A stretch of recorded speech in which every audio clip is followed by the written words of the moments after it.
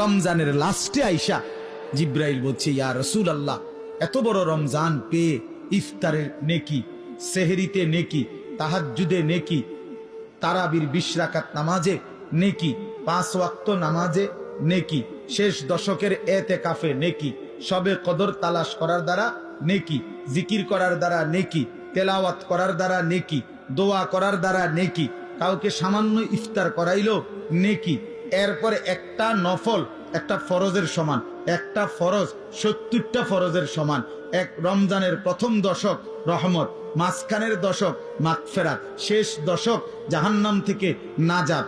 আল্লাহ বলেন জিব্রাইলের মাধ্যমে, নবী এত কিছু দিয়াও যেই বেঈমান রে মন গলাইতে পারলাম না, তারে আমি ভালো করাইতে পারলাম না, আমার দিকে ফিরাইতে পারলাম না, তার উপরে আমি আল্লাহর লানত, আমি ফেরেশতারও লানত। তো নবী বলে আমিন, হ জিব্রাইল, আমি মুহাম্মদেরও লানত।